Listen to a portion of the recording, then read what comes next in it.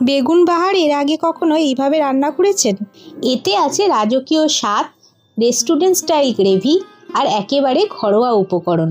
যারা বেগুন খেতে পছন্দ করেন না তারাও এই রান্নাটা আরেকবার আপনাকে বানিয়ে দিতে বলবেন। বেগুন বাহার তৈরি করার জন্য একটা বড় সাইজের বেগুনকে আমি জলে ধুয়ে এরকম লম্বা লম্বা করে কেটে নিয়েছি। এখন বেগুনে দিয়ে দিচ্ছি সামান্য পরিমাণ লবণ, হাফ টিস্পুন দিয়ে দিচ্ছি হলুদের গুঁড়ো, সামান্য একটুখানি চিনিও দিয়ে দিচ্ছি। এখন নুন হলুদটা ভালো করে বেগুনের মধ্যে মাখিয়ে নেব। দেখুন সব বেগুনগুলোর মধ্যে ভালো করে নুন আর হলুদ মাখিয়ে নিয়েছি। এখন একটা মশলা তৈরি করে নেব। একটা বাটিতে 2 টিস্পুন নিচ্ছি পোস্ত,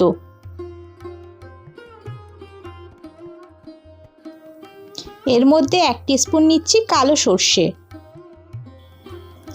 আর 2 টিস্পুন নেব সাদা সর্ষে।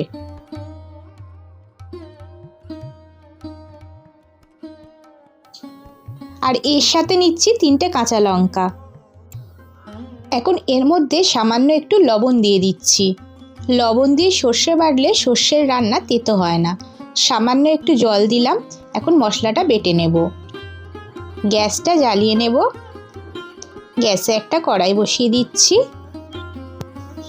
এখন কড়াইয়ে দিয়ে দিচ্ছি সর্ষের তেল। তেলটা কড়াইয়ে স্প্রেড করে নেব আর অপেক্ষা করব তেলটা গরম হওয়ার জন্য। তেল গরম হয়ে গেছে।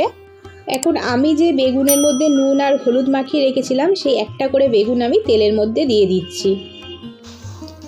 একটু আস্তে আস্তে করে বেগুনগুলো তেলের মধ্যে ছাড়তে হবে, নয়তো তেলটা ছিটবে। আমি এখানে বেগুনের বোটা কেটে নিয়েছি। আপনারা চাইলে বেগুনের বোটা সহ বেগুন বাহার তৈরি করতে পারেন, তাতে বেগুন বাহারটা দেখতে ভালো হবে। এখন বেগুনটাকে তেলের সাথে হালকা করে ভেজে নিতে হবে, খুব বেশি নরম করে ভাজলে চলবে না। বেগুন ভাজা হয়ে গেছে। এখন বেগুনগুলোকে একটা পাত্রে তুলে রাখছি। বন্ধু, আপনি যদি আমার চ্যানেলের নতুন বন্ধু হয়ে থাকেন, নতুন নতুন রেসিপির আপডেট পেতে সাবস্ক্রাইব করে নিন আমার চ্যানেল লোভনীয় রান্নাবান্নাকে। এখন সমস্ত বেগুনগুলো পাত্রের মধ্যে তুলে নিয়ে আমি সর্ষের তেলটা একটু কমিয়ে নেব। দেখুন সর্ষের তেলটাও আমি কমিয়ে নিয়েছি। গ্যাসের আঁচটা একদম কমিয়ে দিলাম। এখন আমি ফোড়নে দিয়ে দিচ্ছি হাফ টিস্পুনেরও একটু কম কালো জিরে, সাথে ফোড়নে দিয়ে দিচ্ছি 2টো চেরা কাঁচা লঙ্কা। এখন ফোড়নটাকে কয়েক সেকেন্ড ভেজে নিচ্ছি। ফোড়নটা ভেজে নিয়ে আমি তেলের মধ্যে দিয়ে দিচ্ছি সর্ষে, পোস্ত, কাঁচা লঙ্কা বাটা। এখন সর্ষে পোস্ত বাটাটা একদম কম আছে 9-10 সেকেন্ড কষতে হবে। সর্ষে পোস্ত বাটাটা অল্প সময়ের জন্য কষে নিয়েছি। এখন আমি এর মধ্যে দিয়ে দিচ্ছি 2 টেবিল স্পুন টক দই। টক দইটাকে আমি কিন্তু খুব ভালো করে ফেটিয়ে নিয়েছিলাম। এখন টক দইটা দিয়ে কষতে হবে। এখন আমি এর মধ্যে আরও কয়েকটা মশলা যোগ করব। এর মধ্যে হাফ টিস্পুনেরও একটু কম দিলাম হলুদের গুঁড়ো। হলুদের গুঁড়োটা সর্ষে পোস্ত বাটার সাথে ভালো করে মিশিয়ে নেব।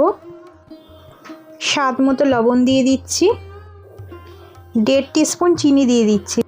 যেহেতু টক দই দিয়েছি তাই চিনিটা একটু বেশি পরিমাণ দিলাম। চিনিটাও ভালো করে মিশিয়ে নিলাম। হাফ টিস্পুনের একটু কম দিলাম লঙ্কার গুঁড়ো। ভালো করে মিশিয়ে নিচ্ছি। দেখুন মশলাটা থেকে তেল ছাড়ছে। এখন আমি এর মধ্যে দিয়ে দিচ্ছি জল। মশলার বাটির মধ্যে যে সর্ষে পোস্ত বাটাটা লেগেছিল ভালো করে জলের সাথে মিশিয়ে সেই জলটাই দিয়ে দিলাম। জলটা একটু বুঝেই দিতে হবে। এখন জলটা ভালো করে মশলার সাথে মিশিয়ে নিয়ে অপেক্ষা করব ঝোলটা ফুটে ওঠার জন্য।